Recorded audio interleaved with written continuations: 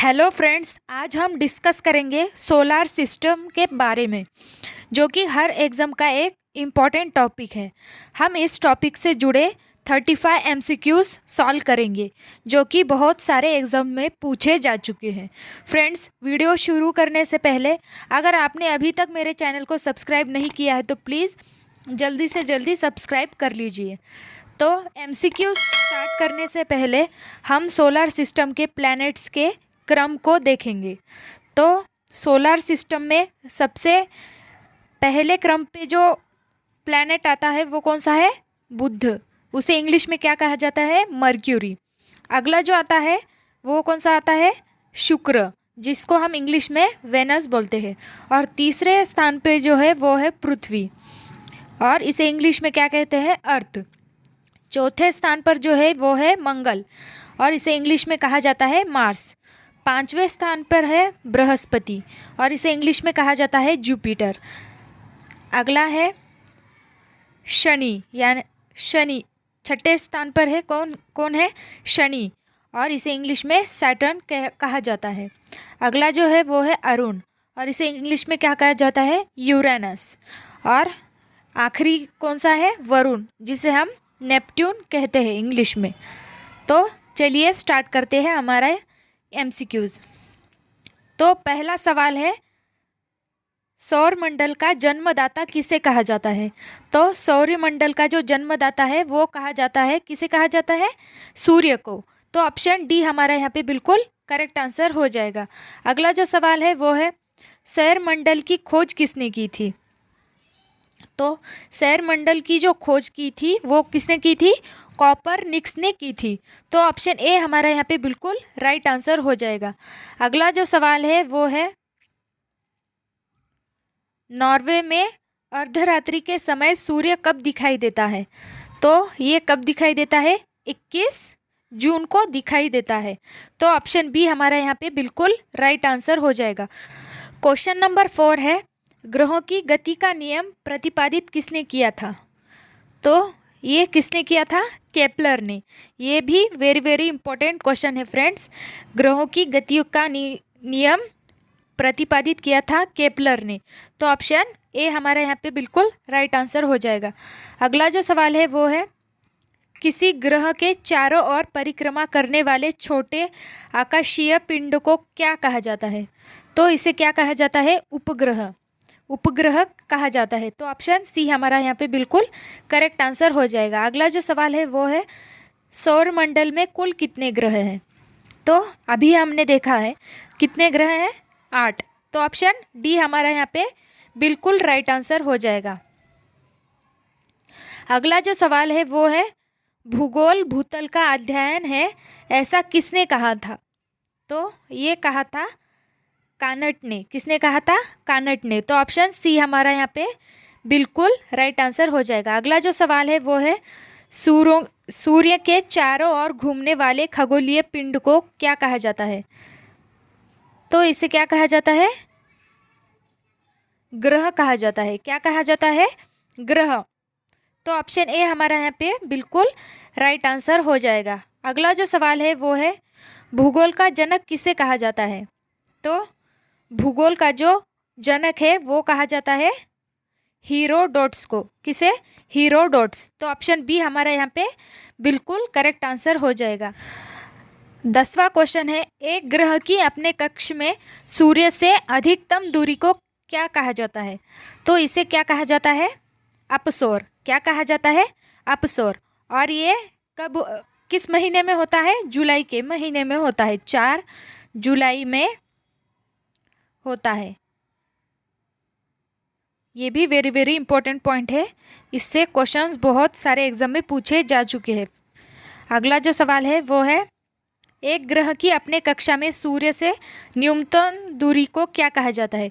न्यूनतम यानी कि नज़दीकी दूरी को क्या कहा जाता है? तो इसे क्या कहा जाता है? उपसौर। क्या कहा जाता है? उपसौर। और ये कब होता है? किस महीने में? 3 जनवरी में होता है। ये भी वेरी वेरी इंपॉर्टेंट पॉइंट है, इसे भी आप याद रखिएगा। अगला जो सवाल है वो है, अंतरिक्ष में कुल कितने तारामंडल है? तो कुल कितने तारामंडल है? 89। तो तो ऑप्शन डी हमारा यहाँ पे बिल्कुल राइट आंसर हो जाएगा। अगला जो सवाल है वो है पार्थिव ग्रहों की संख्या कितनी है? तो कितनी है? 4। ऑप्शन सी हमारा यहाँ पे बिल्कुल राइट आंसर हो जाएगा। अगला जो सवाल है वो है ब्रह्मांड में विस्फोटी तारा कौन कहलाता है? तो ये कहलाता है अभिनव तारा। ऑप्शन बी हमारा यहाँ पे बिल्कुल राइट आंसर हो जाएगा। अगला जो सवाल है वो है सूर्य प्रकाश धरती तक पहुँचने में कितने मिनट लगते हैं? तो कितने मिनट लगते हैं?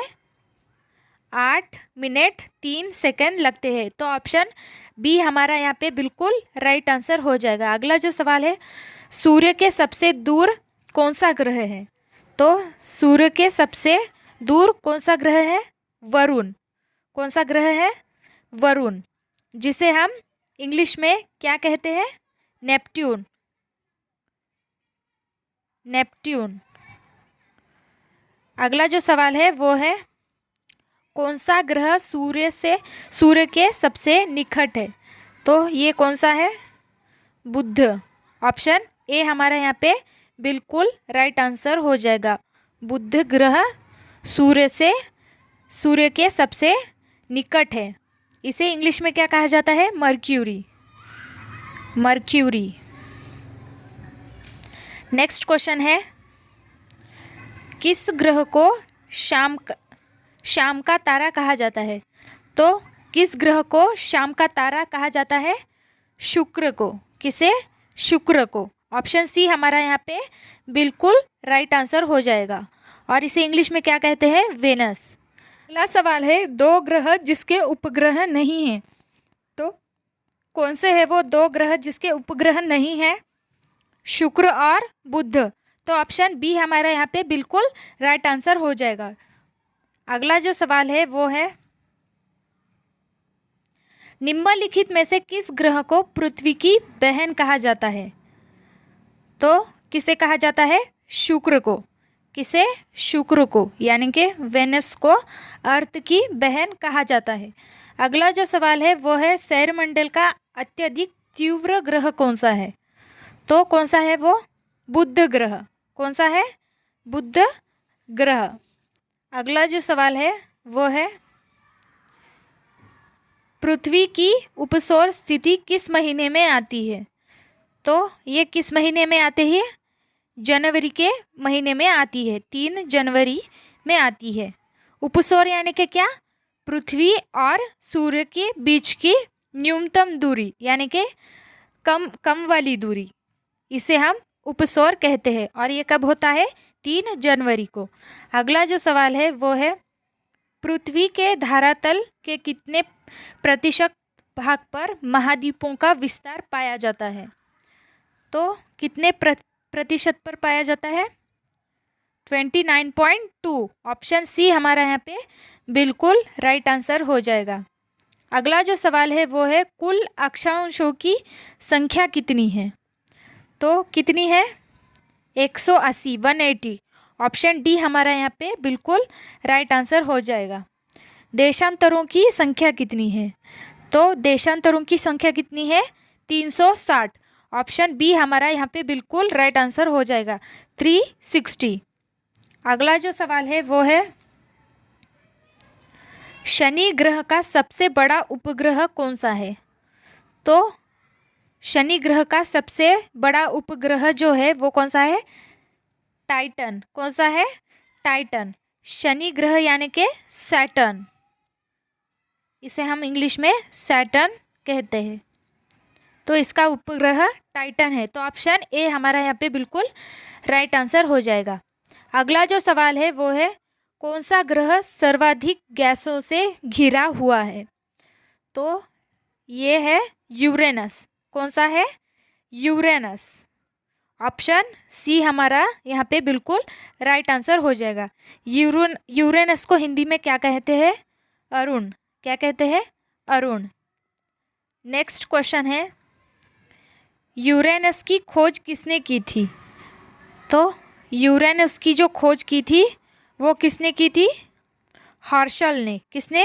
हर्शल ने। ऑप्शन ए हमारा यहाँ पे बिल्कुल राइट आंसर हो जाएगा। अगला जो सवाल है वो है, सौरमंडल का सबसे कम घनत्व वाला ग्रह कौन सा है? तो कौन सा है वो? शनि। कौन सा है? शनि। इसे हम इंग्लिश में सैटर्न कहते हैं, शनि। अगला जो सवाल है वो है, कौन सा